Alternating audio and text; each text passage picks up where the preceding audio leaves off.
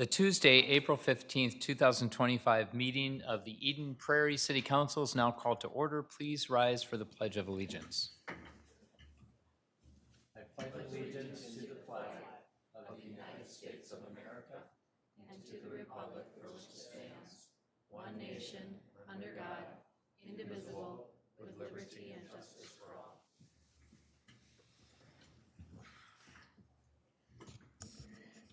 It's customary at the start of each meeting for me to read an open podium invitation to our residents. Open podium is an opportunity for Eden Prairie residents to address the City Council on issues related to Eden Prairie City government prior to each regular council meeting, which typically occur the first and third Tuesday of each month. These open podium sessions occur from 6:30 to 6:55 here in the council chamber.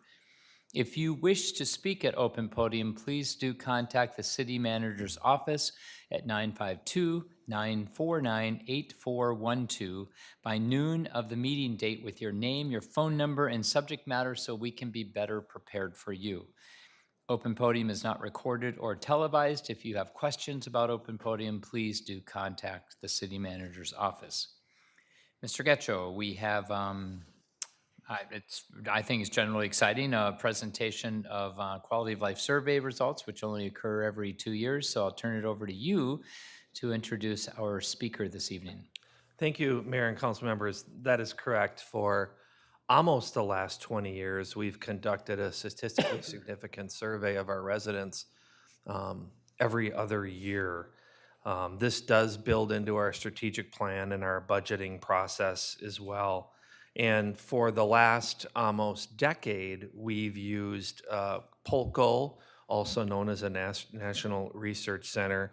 And you're going to hear about this when you receive the presentation, but they provide this type of survey to hundreds of communities across the nation that are similar to Eden Prairie. So what's really valuable about the information that we receive is we get to compare ourselves against ourselves over time.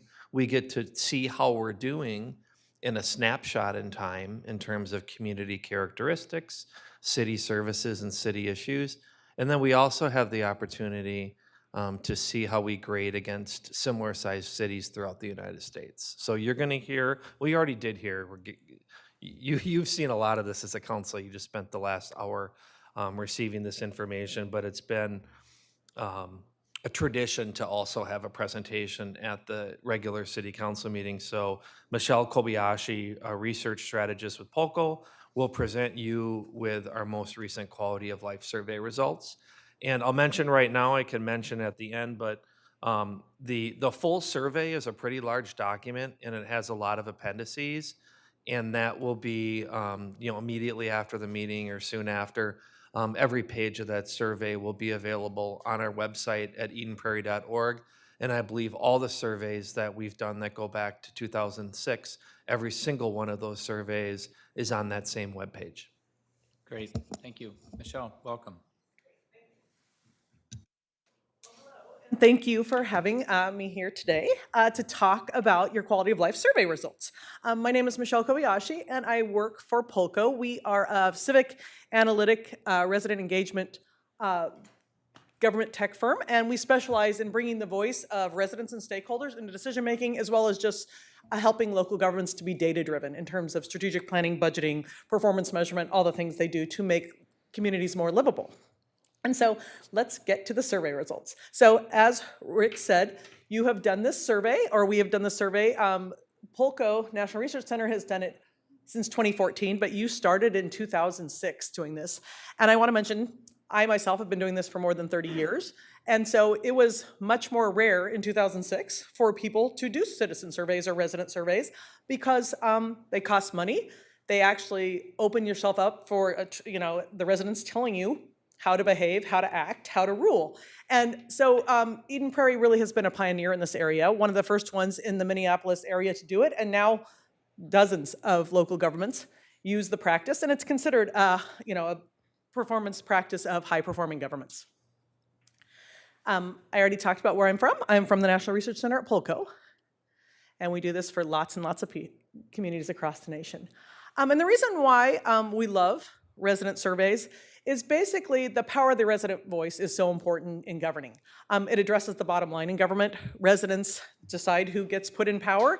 They decide if they're going to vote for taxes or different referendums. And we also need residents to actually behave in ways in communities when we have things like natural disasters, or we ask them to do sustainability initiatives. So it really is important to build trust with residents in local government. Also, by doing these surveys, we increase transparency, we promote accountability, and we provide opportunities for civic engagement. Not all residents have time to come sit in a council meeting for 3 hours on a Tuesday night.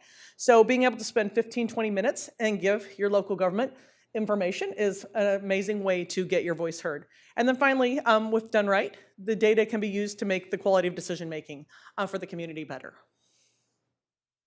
The survey methodology. This is the 10th time we've conducted the survey, and you'll see all those years. And in the full report, you can actually see comparisons of the data over time. We conducted the survey between December 2 and January 27th of this past year. We used a mailing approach. We actually used probability-based sampling, where we sent out 2,500 invitations and survey packets to households randomly distributed across the city. We got 483 back from the probability-based part of our sample. That's a 20% response rate, which is a pretty good response rate these days. We also augmented that with a non-probability sample where we actually made it open participation. So anyone could come to the website and answer the survey. And we got an additional 842 responses, which is great. And so we've combined that data, and we end up with 1,325 responses. It's increased from 2023. And we've statistically weighted that data so it reflects Eden Prairie as a whole based on what the census data say.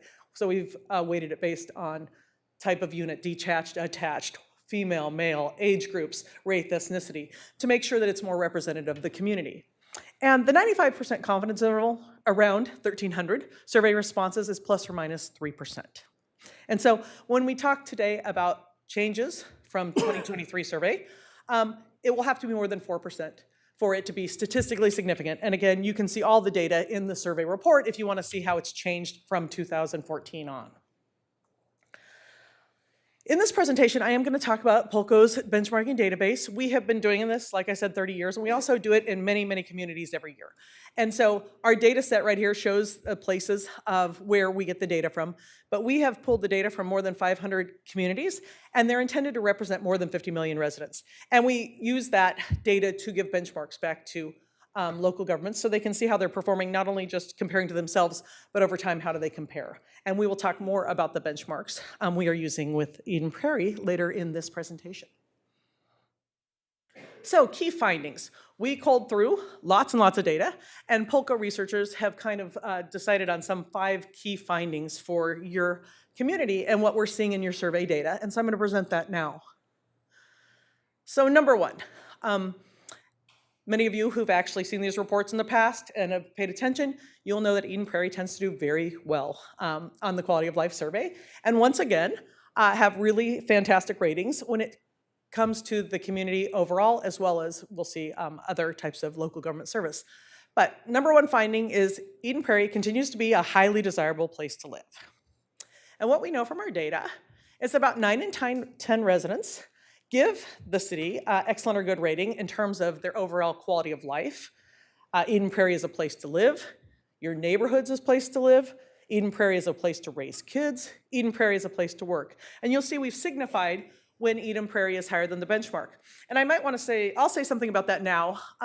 Basically our benchmarks, while we intend them to be representative of the United States as a whole, it is really more of a benchmark of higher performing communities. There are some communities across the nation who will never do a resident survey. They won't do it because they don't want to spend the resources. They're fearful of, the results they might give, or they feel like electeds have been elected and they feel like they now have the voice and they understand everyone in the community.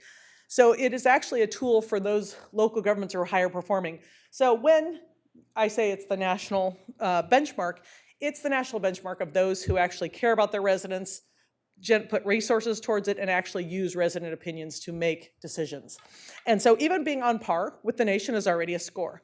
But you guys have chosen to do more than that. You've chosen to compare yourself not only to the national benchmark, you've also decided to compare yourself to regional benchmarks. So that's the North Central region. And those tend to get harder to exceed because they just get higher ratings than other parts of the US.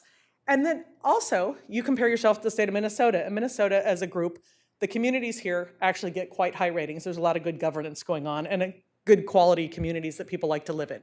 So in this case, you'll see that in multiple places, you have not only exceeded the nation, but you've also exceeded all the other benchmarks. What else we know is that 8 in 10 of Eden Prairie residents plan to remain here for the next 5 years. They would recommend conducting business here, and they would recommend visiting the city. So again, other positive statements about the quality of your community. Safety is something that often comes up in your quality of life survey, one of the reasons why people choose to live here and think it's a great community, and it's something that's essential. I know from all the work I do in community livability that residents will tell you the most important thing their community can provide is safety. And so you guys do quite well on that. Here are the ratings of safety from Eden Prairie residents, and basically you'll see about 90% or higher is basically saying they feel safe in their neighborhoods, in the parks, at the mall, and parking lots, so that's great. And we also have some indications on the slides if you've increased or decreased over time significantly. And so the Eden Prairie Center Mall showed an increase in safety ratings since the past survey. One of the other questions we ask on the survey, and this is open-ended, so it's not, we don't put the choices in front of residents, but we ask them, what is the thing you like most about living in Eden Prairie? And because their responses are open-ended, it's really hard to actually get a high percentage of people all saying the same thing. But we do find some trends here, and there are about 1,100, 1,200 people who answered this question. And what we found is about 30% of those comments related to the parks, trails, recreation centers. People really love this community for those features. People also like Eden Prairie because its location, its proximity to jobs, friends, family. They love the open space, nature, wildlife, just being quiet, peaceful here, and low crime safety. And you'll see some of the other issues here. But again, 5%, 7% may not seem like a lot, but when you're talking about 1,100 people, it's actually quite a few people saying this. And you can look in the appendix of our survey results if you want to see the true answers that everyone's given. And it is very interesting and informative. You'll see there's also not huge changes from 2023 to the most recent survey. Finding number 2, residents praise the quality and value of city services. Part of the survey is kind of a scorecard or a report card for local government to see how the residents are rating this quality of services. And so what we find, when we ask residents to rate the overall quality of Eden Prairie services, we found that about 90% gave the local government here an excellent or good. And you can see that is higher than any of the benchmarks and really an astounding rating. It's hard to find local governments that receive ratings at the 90% level. We also ask residents to rate the value of city services considering the property taxes they pay. And that scores lower because we've obviously put in the word taxes, and we talk more about the value for money. But we end up still with good ratings, and the ratings are higher than the nation in terms of that stewardship for the taxes paid. People, we talked about how safe people feel here, but also the ratings predominantly for safety are very, very positive. Fire services, 97% giving positive ratings, 95% for EMS. Police, 94, crime prevention, 89 emergency management. You can see that the police crime prevention are exceeding all of the benchmarks. Numbers of 94, 89% are pretty amazing, and I'll show you later on in this slide deck just how amazing those are. But in this day and age, to have your police and safety services scoring so high, that's pretty amazing. Also emergency management there. And they're trending up. Also looking at non-safety services, again, you'll see pretty high ratings across the board. Park maintenance, water, trail maintenance, recreation, all those things getting high ratings. And again, seeing a lot of exceeding the benchmarks in many areas. The lowest rated services are city planning and assessing services, also the 2 ratings that are showing a slight downward trend. But I need to note, and we'll talk more about this with the benchmarks, those are services that are really, really hard to get an excellent and good rating in. The highest, I think you're number 2 in the nation right now in that, but we've never seen anyone get over 80%, and many communities are 30, 40% in those areas. It's just really hard to do planning in a way where residents appreciate the work that you're doing. Number 3, residents report positive interactions with city employees. We ask on the survey the city employees you've been in contact with, and also then ask you to rate those employees on a set of characteristics. And you can see very high ratings, 85 to 95% in terms of courtesy, knowledge, responsiveness, follow-up. And overall customer service, you see, are exceeding the benchmarks. Some of these questions that are asked on the Eden Prairie survey are not, they're custom questions, they're not things we ask lots of cities, a lot of cities across the nation. So sometimes in those circumstances, we don't have as much benchmark data to show if you're exceeding those ratings, but you'll see a little bit more about that later in the presentation. Number 4, residents rank items related to Eden Prairie's natural environment as top features of the city. I already showed you the chart about what people liked. Again, to remind you, about 30%, or almost 1/3 of your residents really appreciate the parks, trails, recreation, and then also another 13% say open spaces and wildlife areas. So again, almost half of your respondents are saying this is what they really love about this city. So important draw and a really important reason why people love this community. We also ask questions about sustainability as it's an initiative your local government takes on, and asking people about their familiarity, if they are, how likely they are to do a number of these behaviors related to sustainability. And you see, and I don't know, the font's a little bit small, but talking about curbside composting, energy efficient weatherization, home energy audits, purchasing electric vehicles. But you see close to a majority, or 40, 50% in many of these activities, residents reporting they're likely to actually support some of these sustainability initiatives. Number 5, residents continue to list the availability of shopping and dining as a top area of improvement for the city. So similar to the question we asked of what you liked best about living in Eden Prairie, we asked them what they liked least. And so what you see, again, you don't see that 30%, 40% like we were seeing for the other responses, but you do see 13% of folks saying they would like to have improved activities. And really, if you look at these more closely, a lot of it's about new and different types of restaurants. Also, some kind of entertainment activities they like to see, and different kinds of shops. There is a lot of good shopping here, but people saying things like high-end shopping and things such as that. Also, the second issue then, by 11% of the people, is traffic issues, congestion, signal timing, speeding. And then the third issue is taxes, cost of living, but just how the cost of living and affordability in the community is an issue for some folks here. Again, encourage you to look at the report and read the open-ended responses so you can get more detail into the areas residents would like to see changed. That said, the city started a number, or they have been doing a number of events, but kind of increased the types of events they've been doing to get people involved, to kind of build sense of community and get people out and around in Eden Prairie. And what we found in the survey results when we asked them about the different events held by the city, we see that a lot of people are familiar and participating in these activities. You have a high number of folks knowing they're available and kind of attending these types of things. We also see positive upswings in the 4th of July celebration, the citywide open house, and the Harvest to Halloween. So people are engaging more and learning more about the activities, at least that the city is sponsoring here. We also know that the residents use the parks and a lot of the recreation and community buildings here, and see very high numbers of folks going out, getting into the environment, out and using these city amenities in the past year. And seeing upward trends in use of the senior center and the amphitheater, seeing a slight decline in the observatory.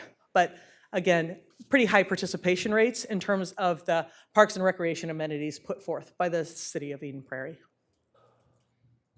So now I'm going to dig a little bit deeper into those comparisons. You've seen some of the time trends and some of the benchmarks, but I want to give you a little more detail on it just so you can see just how Eden Prairie rates. And so the first thing I want to do is show you a closer look at the comparisons to those national benchmarks, the regional benchmarks, and the state benchmarks. And so there were 66 items on the survey that could be compared.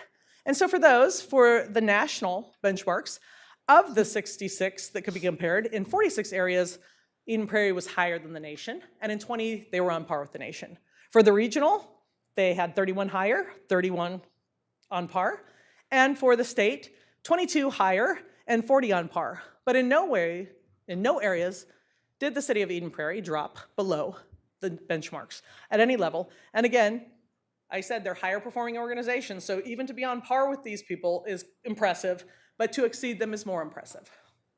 So to give you, I don't want to list all the benchmarks that you exceeded because there's lots of them, but I decided to kind of take a deeper dig into some of the ones where we see, more extreme exceeding of that benchmark. So the first way I wanted to look at the data was, here's the area where Eden Prairie has exceeded all the benchmarks. So you exceeded the national, the regional, and the state benchmarks. So you score really high in those areas in terms of cleanliness, the appearance, public places, preservation of natural areas, pass, fitness, recreation, then public parking, street repair, city planning, police services, and crime prevention. So all those areas, you're exceeding all the benchmark comparisons. Another way to look at the data is to actually look at the areas where you're much greater than the benchmark. So we use different standards. If you're 10 points above the benchmark, you've exceeded it. If you're 20 points, which is a huge amount, then you've really exceeded the benchmark. And this is for national. But these are the areas where Eden Prairie is really exceeding the benchmark. So that's overall ease of getting the places you have to visit, education and enrichment, public parking, street repair, city planning, preservation of natural areas, street repair, and senior programs. So in those areas, you're really exceeding the benchmarks and doing a fantastic job. And one more slide, not to be overkill, but we also have the ranks of the list. So in the top list, you have more than 300 of the most high-performing jurisdictions in the US, and you can see the ranks that Eden Prairie has. So number 2 in city planning services, number 3 in police services. Again, it's hard to do planning well, and you're number 2 in the nation. Police services are suffering a lot of relationship, trust issues. To be number 3, again, fantastic job. I also compared you, some of the services, we only can compare you to 20, 30 different jurisdictions because your question is more unique. But in those, again, you can see some of the areas where you're rated number 1 of people who've asked that question, number 2, number 3. So again, a lot of real strong areas for you all to be proud of the work you're doing and the community that you all live in. So my other comparison then is to past ratings. So the benchmark is yourself. And so we're looking at the data and looking at areas where you've increased more than 4 percentage points or decreased more than 4 percentage points. And what we found about in 140 of those areas, you're about the same as you were in 2023. In 22 areas, you were higher, and those areas tended to relate to the police and streets. We saw some of those ratings earlier, as well as just familiarity and use of some of the city services and activities. Where the lower ratings occurred tended to focus a little bit around traffic in terms of speeding, traffic signal violations, and then also some areas a little bit related to growth, like the planning, the assessment services. Even though higher than the nation, doing really well, it's dropped a little bit. And I would probably argue that, again, it has to do with the fact that you're a desirable city. A lot of people are moving here. As you become a more and more desirable place to live, affordability becomes an issue, traffic becomes an issue, people become more critical of decisions made around growth. That's just the natural landscape of local government. The way I see it is it's hard to stay in a perfect place where you get everything perfect for everyone. So the summary of conclusions is that, like I said, Eden Prairie continues to be a highly desirable place to live. Residents praise the quality and value of the services here. They report positive interactions with the employees. They rank items in the natural environment as top features, and they continue to want more shopping, dining, kind of entertainment activities in the city. And with that, I will answer any questions or comments, but I know we've already discussed, and I should say, I've talked to the council for an hour. We debriefed and went through these survey results. Also spent a number of hours this morning with staff, where we really spent a lot of time digging deep into the data and just making sure once we come out of this information that we're listening to the residents and had some great ideas on how to use these data in ways to move forward in terms of the strategic plan, the budget, and just moving forward in general to improve community livability here. Great. Thank you, Michelle. Your company, you do an amazing job too. And even if we had had some less than stellar news, I think I would still be thanking you and congratulating you on this. But especially since the news is so good.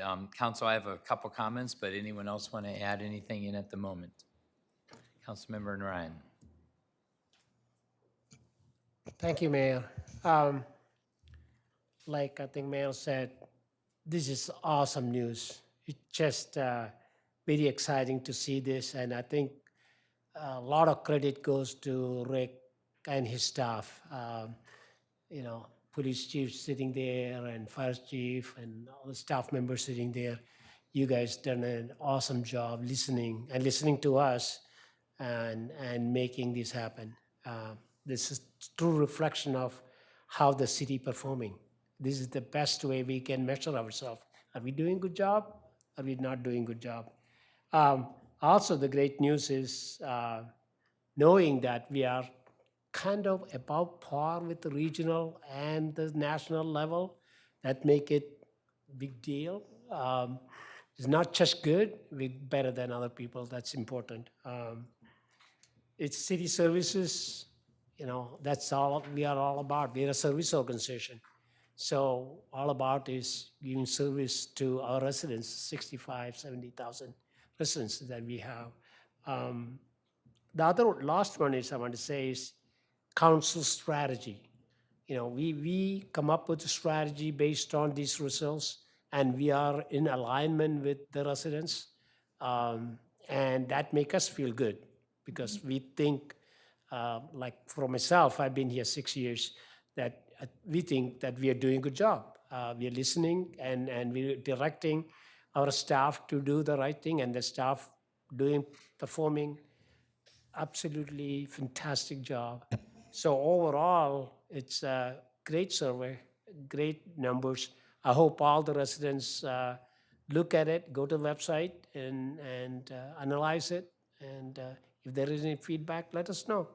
Thank you, Michelle. Great work. Anyone else, Council? I agree with PG.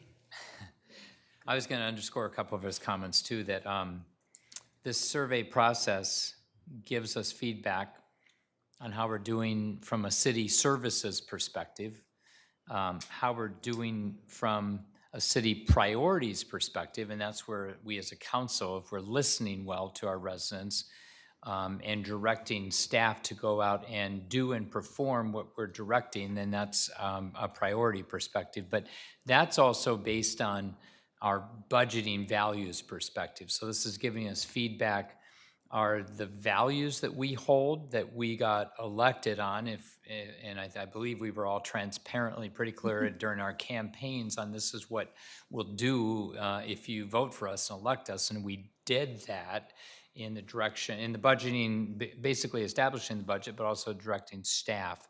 So credit really does go to this council. So thank you, council members. I'm honored to serve with all of you.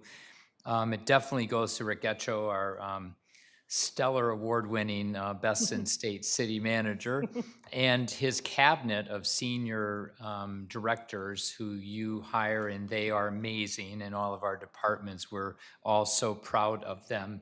And then ultimately to our 300 or so full-time staff and 700 or so seasonal part-time, we have just an incredible group of staff that we get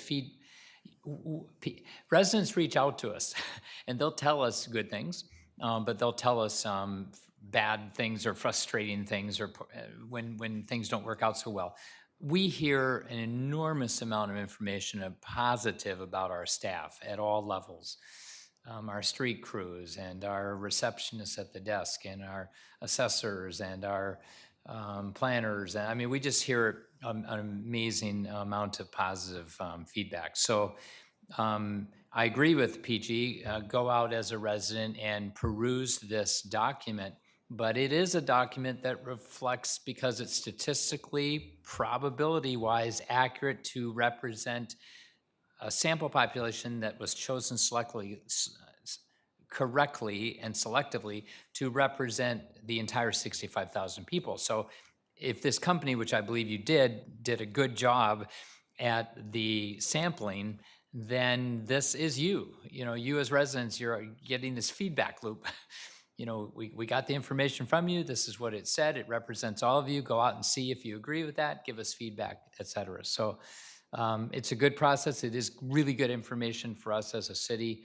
We do hear from our residents. They love living here. It's the best city around. It's the best, plowed roads. It's our liquor stores in terms of municipal liquor. Not everyone loves the idea of municipal liquor, but in terms of that, they're the best around. We just have really incredible staff at all levels. Our police department, our fire department, and our planning people in our planning department, even though 70% score doesn't seem that high, but it's the second highest in the nation of cities like us. So with that, very good news. Thank you, Michelle. Anyone else have anything to add? Rick, do you have anything? No, Mayor, again, it's a credit to leadership from the council, the work of the employees, and engaged residents. Engaged residents are those that are involved in their community and trusting in their community and willing to step forward and speak and act. So yeah, again, this is something that is very important, a very important part, as you said earlier, of our strategic planning and budgeting process, because the voice of the resident is what kind of leads and starts that process. Excellent. Thank you. Thank you. Congratulations, and I look forward to seeing your results in 2 years again. Sounds good. We look forward to seeing you. All right, Mr. Getchell, I don't know if you want to introduce before I read the Arbor Day proclamation? Mayor, unless Amy has anything to say about Arbor Day, I can mention that there is a celebration planned for April 26th, and that the city from 10 a.m. to 1 p.m. at Starring Lake Park. That may or may not be in your proclamation, but this is something that we've done for a number of years, if not decades. And you, as a council, also have asked us to kind of continue to provide those seedlings and compost that we provide at the event as well. They're not seedlings either. They're not- amazing. They're like 6-foot tall Yeah. trees. So Your definition of seedling, right? But I don't know, Amy may have something to add or not, but you then can read the proclamation. sure, Amy. We have a new location this year. We're going to be out at Starring Lake Park. And then if you ordered a tree, you're going to want to pick it up at Flying Cloud Fields Park across the street. We'll have signage out there directing residents where to get their tree. But if you come over to Starring after you get your tree, we'll have vendors, we'll have activities for families, food trucks. It should be a wonderful day, again, at Starring from 10 a.m. to 1 p.m. on April 26th.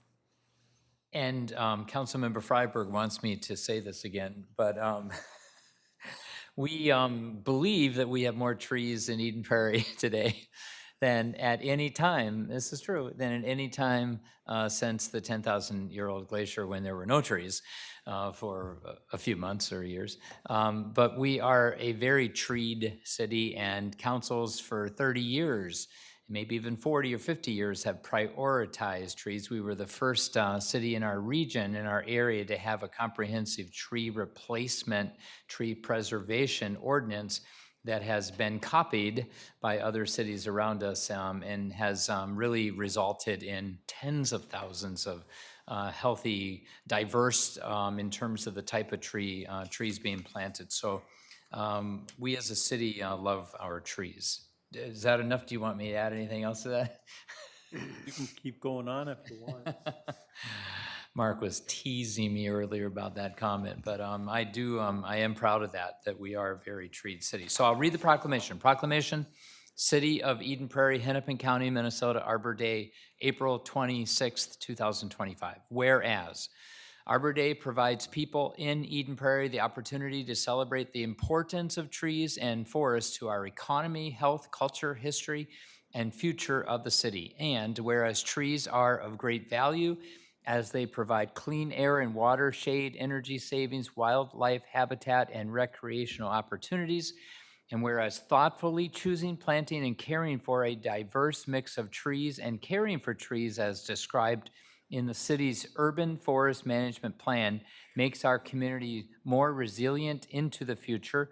And whereas trees play a major role in combating climate change by sequestering carbon from the atmosphere, thereby offsetting greenhouse gas emissions, and whereas trees help Eden Prairie meet the Climate Action Plan goal of community-wide carbon neutrality by 2050, and whereas Eden Prairie first celebrated Arbor Day in 1982, and finally, whereas Eden Prairie has been recognized as a Tree City USA by the National Arbor Day Foundation and desires to continue its tree stewardship and tree planting practices. Now, therefore, I, Ron Case, Mayor of the City of Eden Prairie, Minnesota, do hereby proclaim April 26, 2025 as Arbor Day in the city of Eden Prairie and urge all citizens to support efforts to protect our trees and woodlands and to support our city's urban forestry program, and urge all citizens to plant and care for trees in order to promote the well-being of present and future generations. Ronald A. Case, Mayor, on behalf of council members Kathy Nelson, Mark Freiberg, PG Narayan, and Lisa Toomey. All right. Moving on, we have, unless I'm skipping over something, I'm sensitive to that from the last meeting. Approval of agenda and other items of business. Council, any items you wish to add to this agenda? Hearing none, is there someone that would make a motion to approve it? I'll make a motion to approve the agenda. Is there a second? Second. Any further discussion? All those in favor say aye. Aye. Aye, opposed. Moving on to the minutes approval from the last April 1st meeting. We had two, a workshop held first and then the regular council meeting. Any questions or comments or edits on either of those minutes?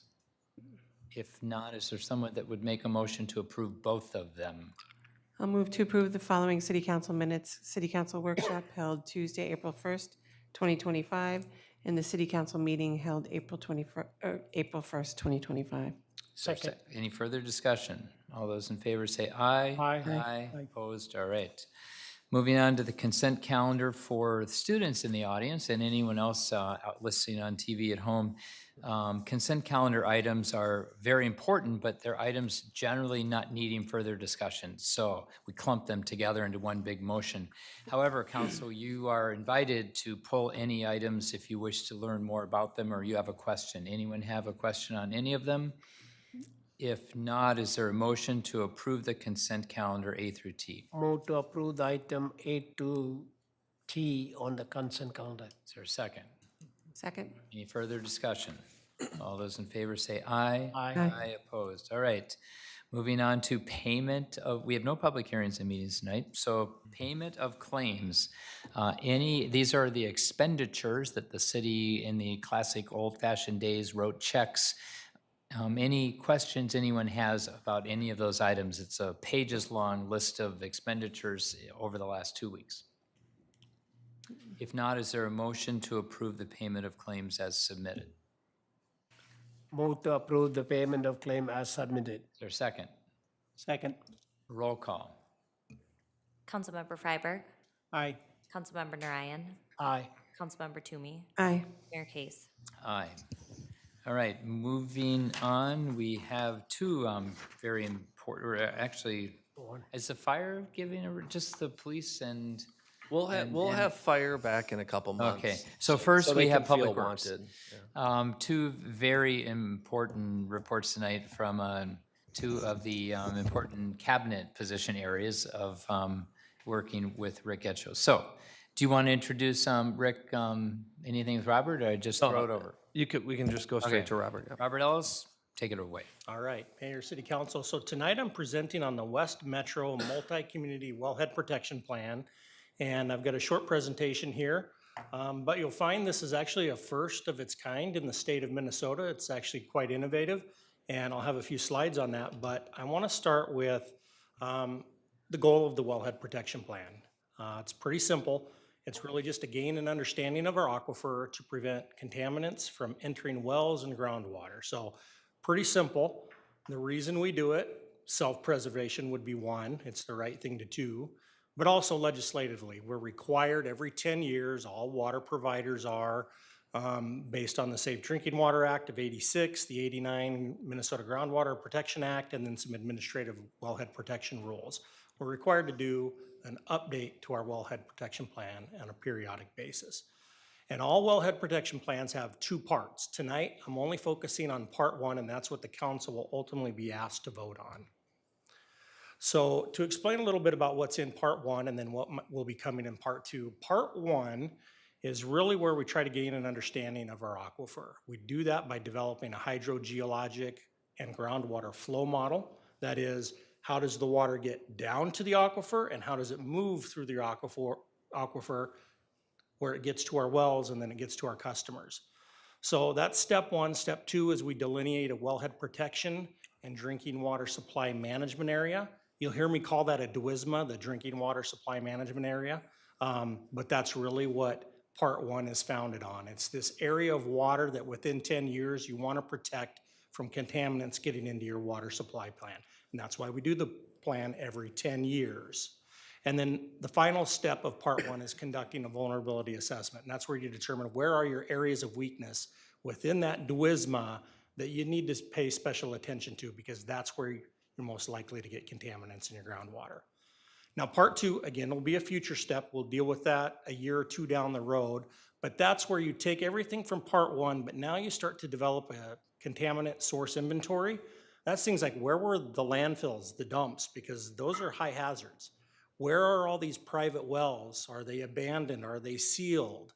It might be things like, where are all the underground storage tanks? Where are the old fuel tanks, maybe known brownfields? But those are things that we will try to identify across the wellhead or the DWISMA in step 2.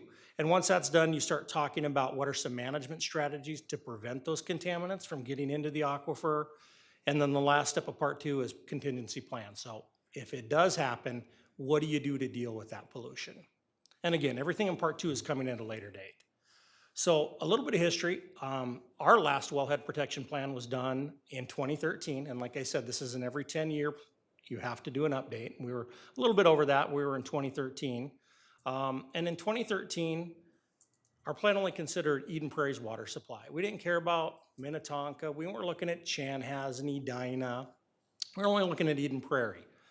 And the issue with that is that, one, much of our, if you look here at this map, this was in 2013, our DWISMA, our wellhead protection area, a lot of it is outside Eden Prairie. Once you leave Eden Prairie's boundaries, you have little ability to affect a change. If something negative is happening, we might not ever know about it once it leaves Eden Prairie.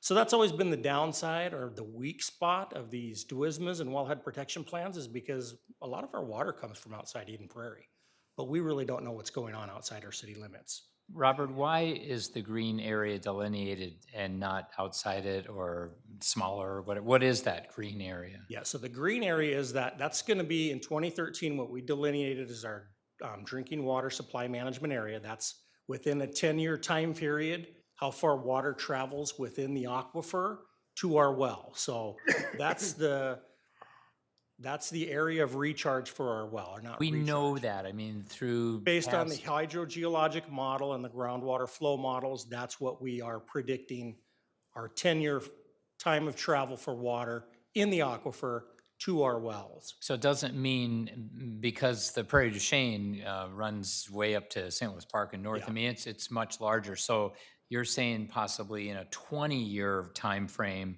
It would just that, be larger. And so we need to someday, and we are, I guess, as a region, be really concerned about wells.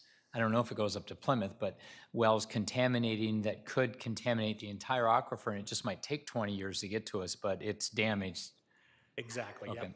And we're required to look at a 10-year time horizon. Yes, you could look at a 20 if you wanted to, but in this case, what you're seeing is a 10-year time horizon.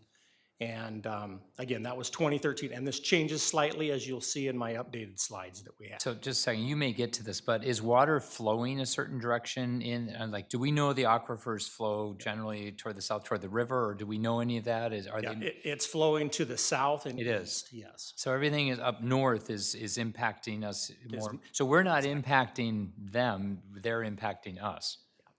Exactly. Robert, I have another question. Is the quality of the water that we have over a period of time, last 10 years, is the contaminant change? It is The- not. The, No, the we're- chemicals change higher in any sense? We have not seen that in Eden Prairie's water, no. But the potential does exist for that, and you'll see that as one of the outcomes of this study, is that we're not seeing that change, but there's a possibility of that happening in the future without Sure, sure. management and But- protection. But at least in the, looking back the first 10 years, or whatever numbers, that you don't see particular chemical is going up in small degree. Not from the pollutants that we're required to test for, no. So at the end of the day, if somebody did pollute up in north, and that 10 years ago, and finally getting to us, we will see that in our water, different elements of the chemical, right? It's rising. Yep. Right. We would expect to do that. And as you'll see in this, because we're looking now beyond just Eden Prairie, Yeah. Minnetonka might see it before us. So Got that it, would got be it, kind of the yeah. canary in the coal Yeah. mine. Yeah. So, and that's why I talk about this as a multi-community wellhead protection, the first of its kind in the state of Minnesota. And that's the exact reason why is we're all using the same water. So doing this collaboratively across city limits is a good thing to do. And it'll allow us to be more proactive in how we protect and sharing of information. But I've got more slides on that. Thank you, Robert. Okay, and then again, this is a map, again, back in 2013, you'll see the area in red, that was our DWISMA in 2013. So as we were preparing to update the wellhead protection plan the past few years, there was this common desire by all of our neighbors that maybe we should be looking at this collectively instead of city's got our consultant and we're looking at it.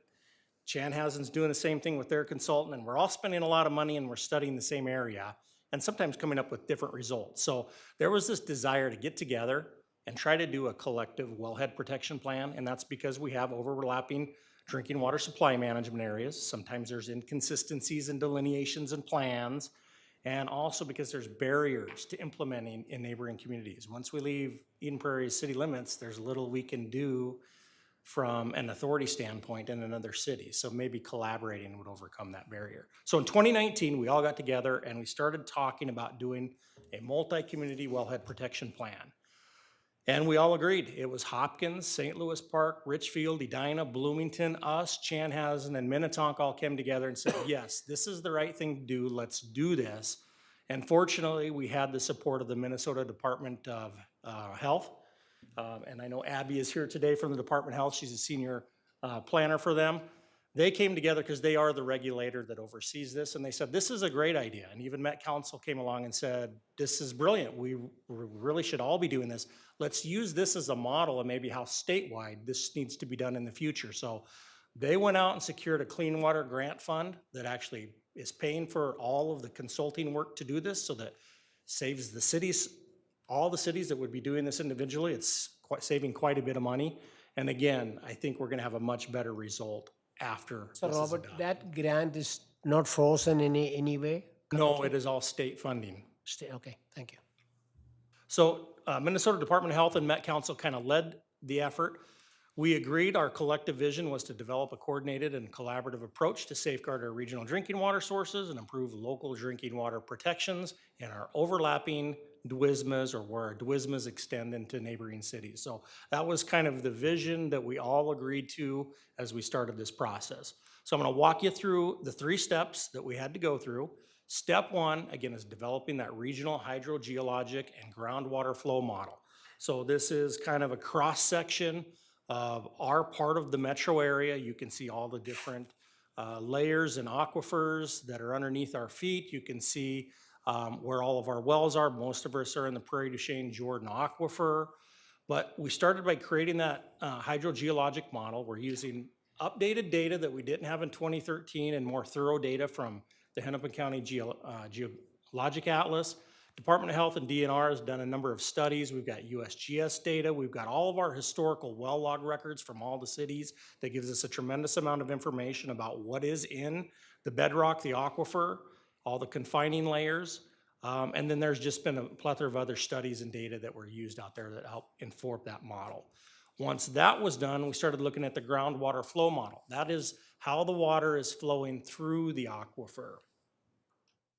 And again, we're looking at where are the surface recharge rates, what are the fracture and porous flow rates, what are the well pumping interaction from all of our wells. When we're drawing during the summer on our wells, we're pulling that aquifer a certain direction, same with Chanhasen, Minnetonka, so that's drawing forces on how that water is moving through the aquifer. So this model helped us all better understand when we're all pumping, how is the water moving through the aquifer. Robert, can I ask you a quick question? What would be your estimate about, I'm always kind of curious about how deep would you think that aquifer is? I mean, just what kind of is that depth? The Prairie du Chien, we're generally about 380 to 400 feet to the bottom of our wells.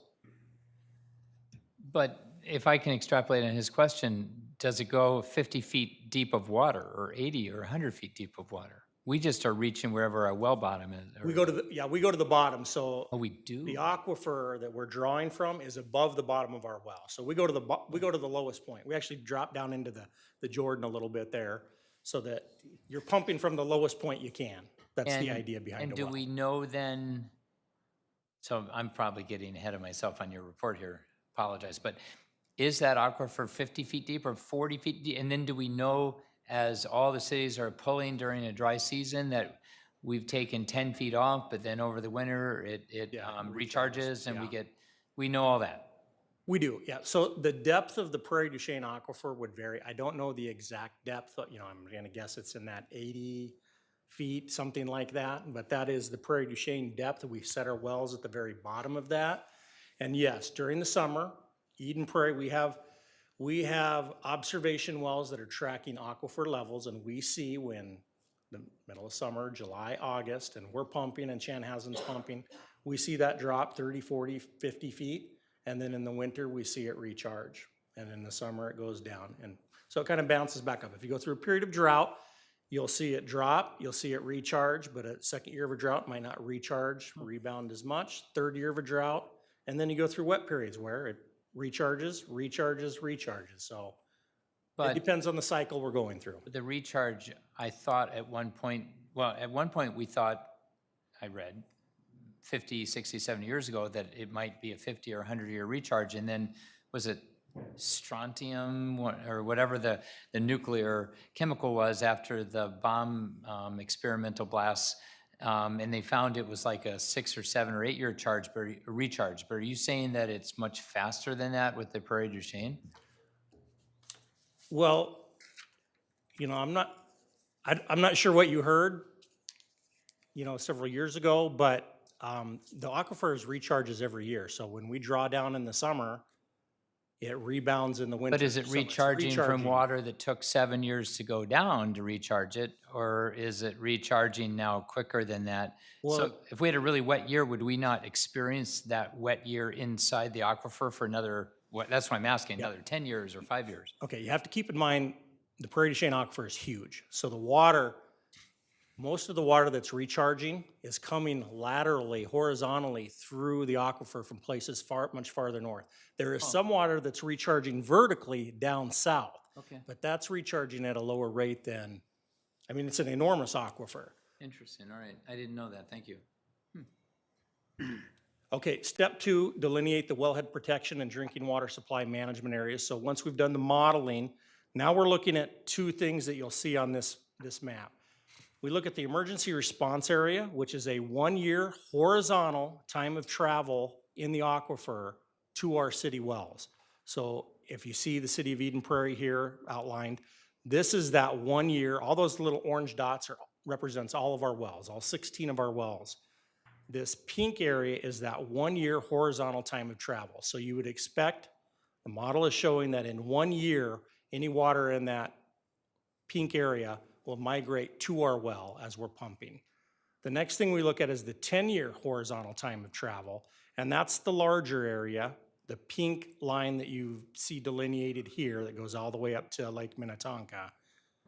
And again, that is the delineation we use to describe our drinking water supply management area. So it's that 10-year. Robert, so do we have like a test wells to, that 1 year boundary and 10-year boundary and say, hey, water got here is contaminated?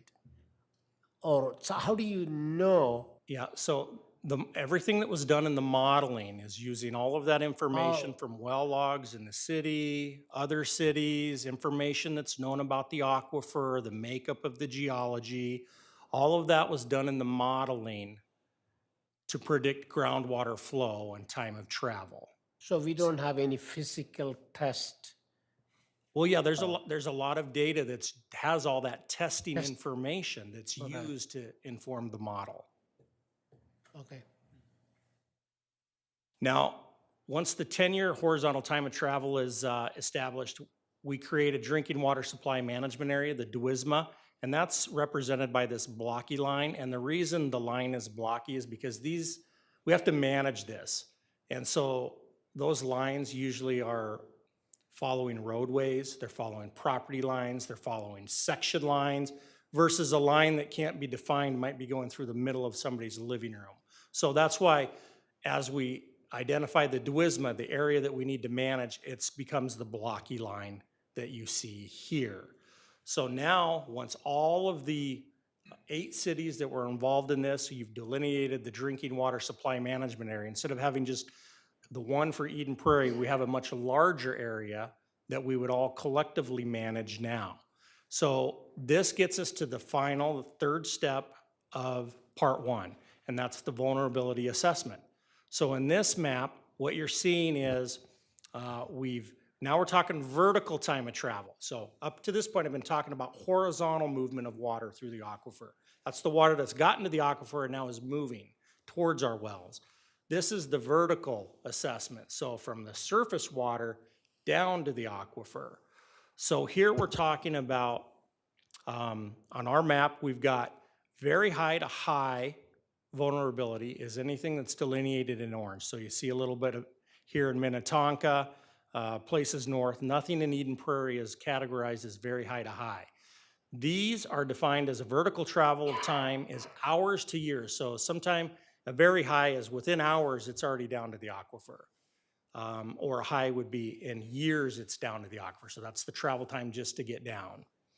Medium, which is most of Eden Prairie, the vertical travel time is years to decades. So that's saying it's going to take years to decade to get from the surface down to the aquifer.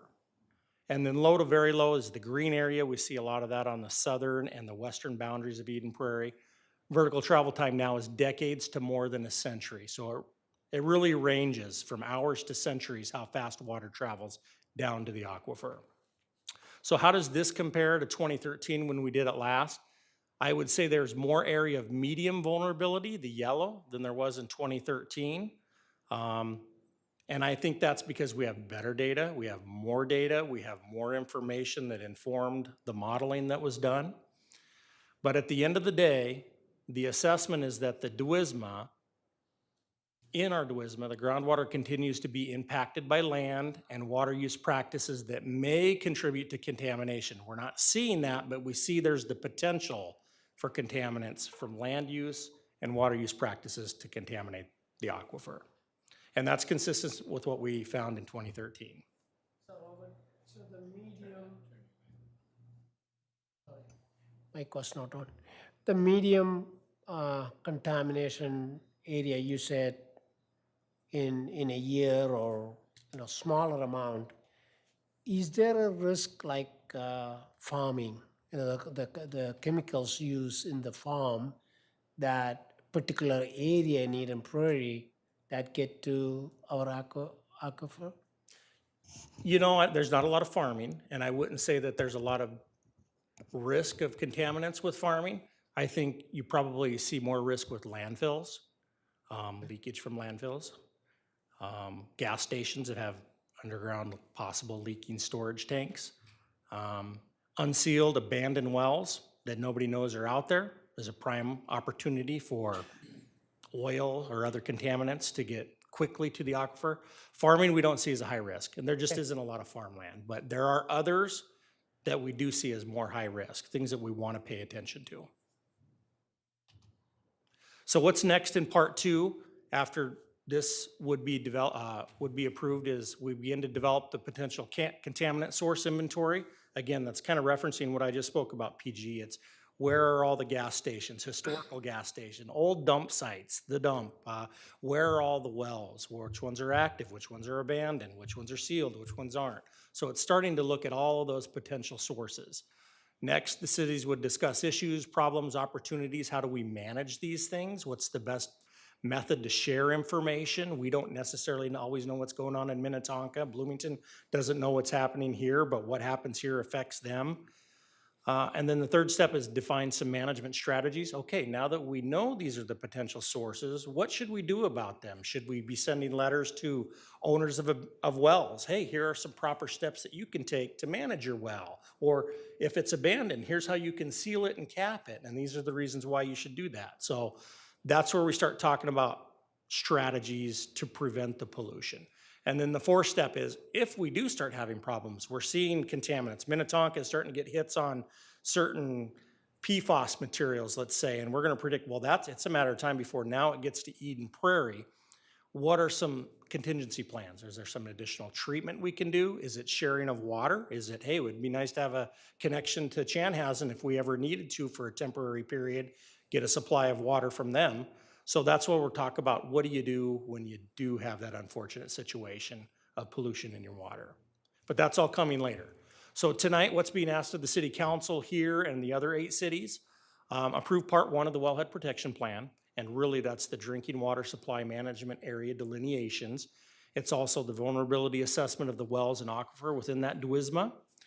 And then adopt the resolution, which is a part of the packet, that we would continue to participate in the development and implementation of part 2 of the plan.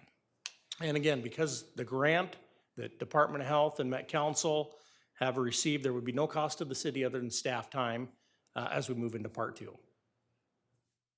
So with that, I'll stand for any additional questions.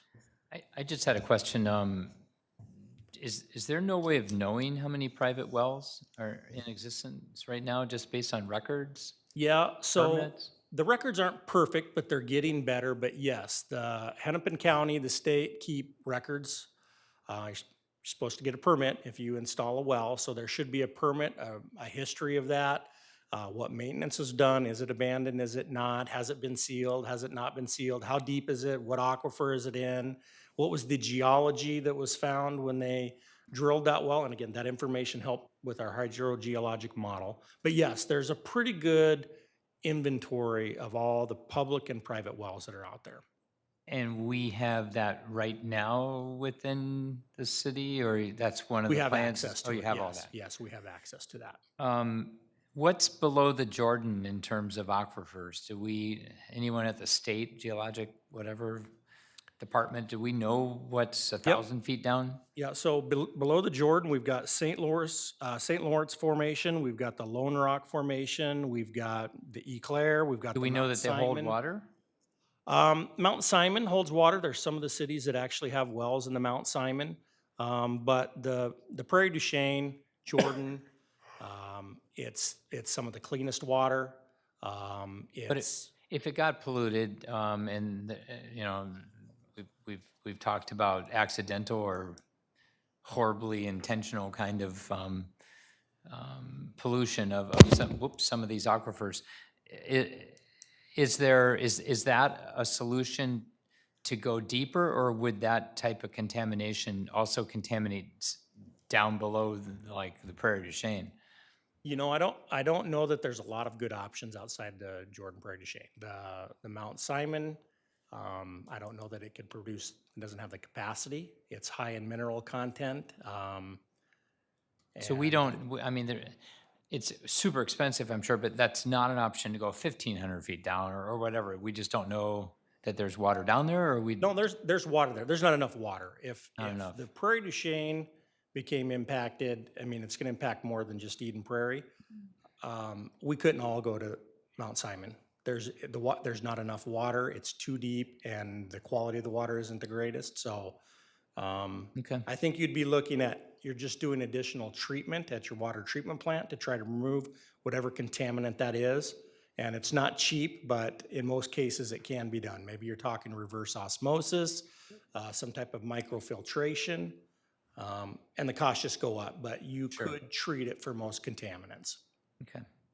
Council, any other questions? Just a comment. I mean, this is one of the most scariest thing could happen, and hopefully we never going to happen. So I'm so glad that we proactively looking into and analyzing it, testing it, and if something bad going to happen, we know it's going to happen in 10 years, the way that you are describing, Robert.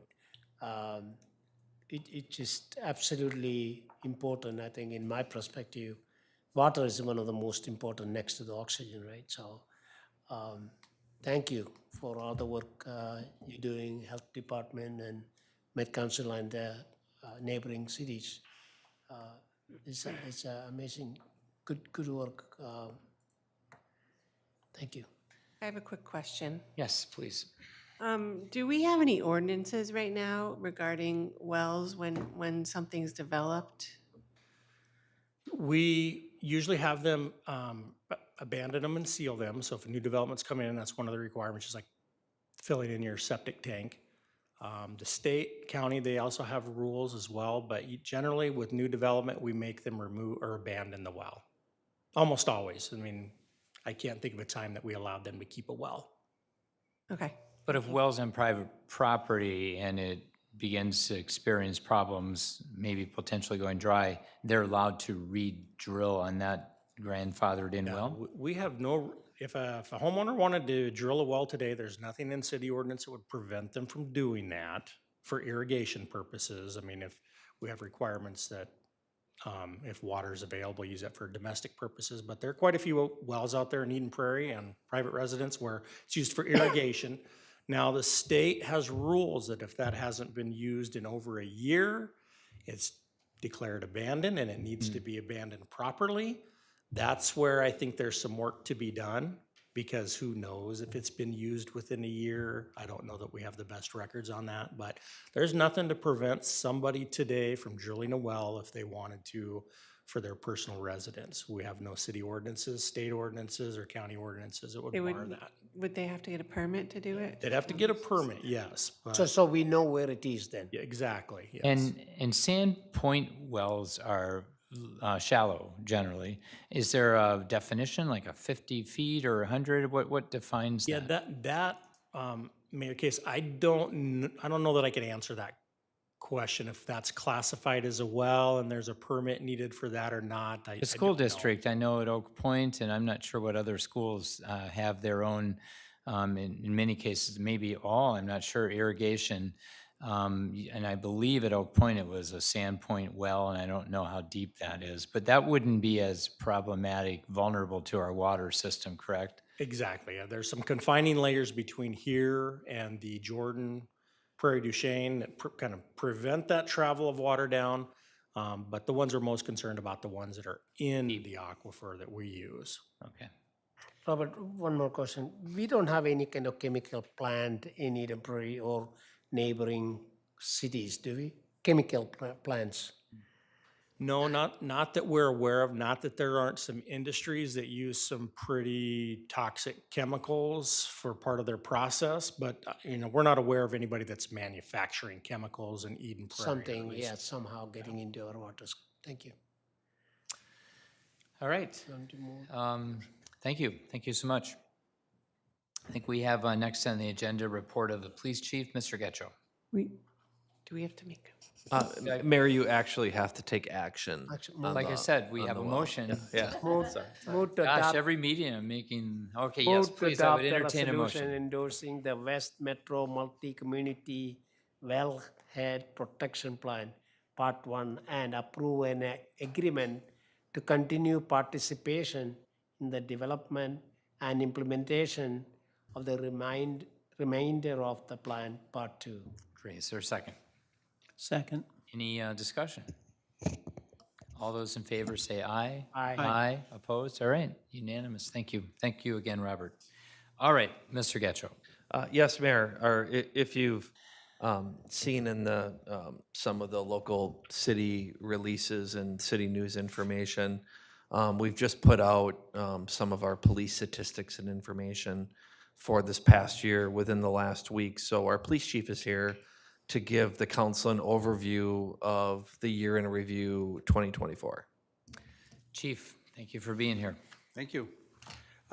Mayor and members of the council, just wanted to give a brief update on our 2024 statistics. I know in front of you, you now have our 2024 annual report that will also be going online very shortly, as with all of our other years of annual reports. But I wanted to give a brief highlight of kind of where we've been in 2024. As a refresher reminder for our department right now, we're currently authorized for 75 sworn officers, 36 civilian staff, and 51 volunteers. Again, a great group of volunteers between our chaplains, our reserves, even our police explorers who help out a lot of our events, really make our department what it is today. The department continues to operate in 3 main divisions: patrol, investigations, and support. Font's a little bit small, but you can see under each division, the number of different response services and secondary assignments and programs that we have. And really want to give a shout out to our frontline troops, because over the years, they've been the ones that have come up with a lot of these initiatives, a lot of these programs that help us better serve our community. And it just continues to be a way that we can provide that service to our community in a variety of different aspects.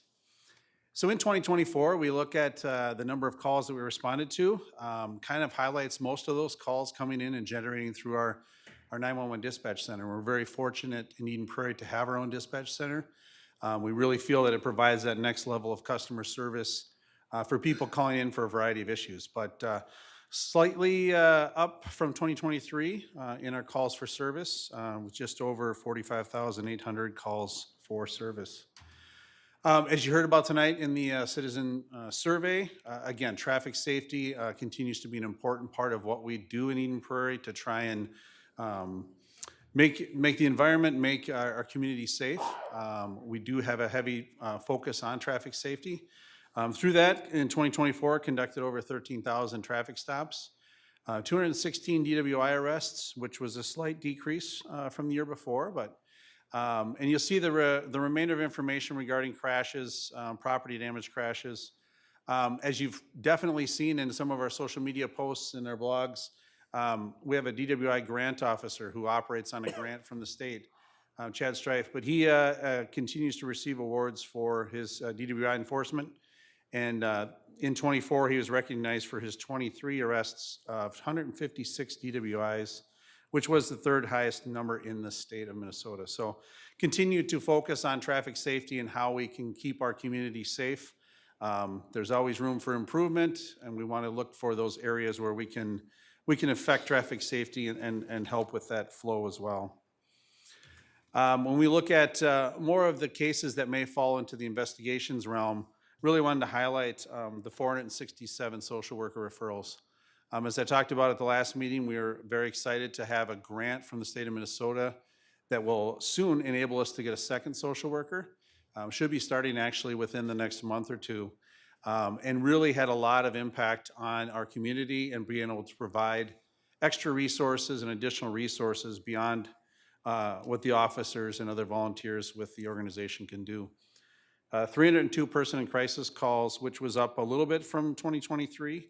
But again, continues to be a connection point with our community where having that social worker or some other resources available can be a very important for us. Chief, what is that person in crisis call means? Person in crisis calls is basically what we would have considered mental health, wellness calls, psychiatric medicals would have been an older term that we would use, but it really envelops any kind of situation where someone is in crisis from a variety of reasons, whether that's a mental health concern or if that's something else that's going on that's affecting their daily life. May or may not be a criminal element to it at all, but it's just how can we best provide service to that person and connect them with the resources that they need. And I think it's been well known across states or across the country that mental health and wellness calls and person in crisis calls continue to rise. So utilizing and leveraging resources in our partnership with the county and the social workers has been very good for us. Motor vehicle theft and residential burglaries did see a decrease in 2024, which is good to see. We did see a slight increase in shoplifting, but motor vehicle tampering also came down. And we do believe some of that is due to the catalytic converter legislation. From within the last couple of years, it kind of helped reduce some of the demand for that. So that really helped out. Again, as part of our outreach in 2024, very excited to try and work with some of the different events that we can to make that connection with the community. You'll see a very large number of events here. Do want to give a special shout out to our Crime Prevention Fund. They often help fund a large number of these events. And Councilmember Toomey, being our Crime Prevention Fund president, helps generate excitement and funding for a lot of these events. And it's really kind of the fun part of our job to be able to get out, connect with the community, have people learn more about us through our Citizens Academy. And we're always looking for different and new ways to make those connections, so. Just looking forward to just real briefly in 2025, obviously, we've talked over the past year and plus about the building remodel. That project is well underway. Demolition's occurring right next door. As we talked about, the second social worker coming in, I think will be a great benefit to our community. We're looking at some more staggered hours and providing better coverage and some more alternative response where our social worker may be able to come out to the scene directly as the officers are there and be able to provide resources even quicker in a more timely manner. Excited to get our crisis negotiations van off the ground. This was a capital project that took a few years to come into play, but to be able to go to higher risk incidents and to be able to have a centralized work location for our negotiators, because so much of bringing these high risk situations to a calm resolution nowadays does involve our negotiations, and to be able to have that asset to better prepare them is a great thing. We've talked about in the last year, we got the federal funding for the new mobile command center, which is currently in production. So we're looking forward to that asset being available to help us in our city with police and fire and our regional partners as needed. And then obviously we've been working, and it was discussed a little bit in the survey results, preparing for light rail for a number of years. I'm looking at emergency response, partnering with our fire department, partnering with agencies along the line about how can we best be prepared for emergency response, for safety along the line, and for safety around the line. So we continue to do that planning, preparing for training, even as trains will hopefully be moving for training purposes by the end of the year into early next. We'll go forward with that preparation. And that's all I have. Great, Council. Any questions or comments? Thank you for all of your hard work, and we're so extremely fortunate to have you guys in our city. And what do you say all the time, Mr. Mayor? We have the best. Say a lot of things. We have the best police department Oh, in the yes. state, if not the entire country. Absolutely. No, and it's leadership. Starts with Rick Getchell, but definitely it's your leadership. So thank you so much for being the kind of leader you are. And I know that from Jack Hacking to Jim Clark to leaders from 1970, was it 3?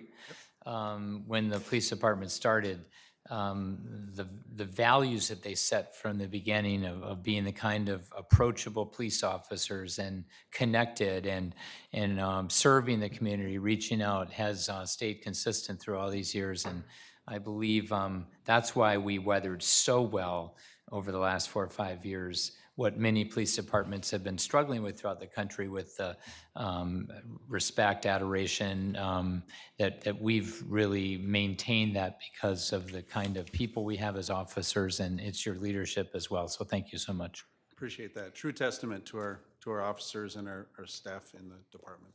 Truly, they're just good people. Anything else? Okay, am I forgetting there's no formal action? Anything else, council or Mr. Getchell, to come before our council this evening? There's not. I will entertain a motion to adjourn this evening's council meeting. I'll make a To motion to the city adjourn. council meeting. I think he beat you to it. Do you want to second it? Okay, I'd love to second it. All those in favor say aye. Aye. Aye, opposed. This meeting is adjourned.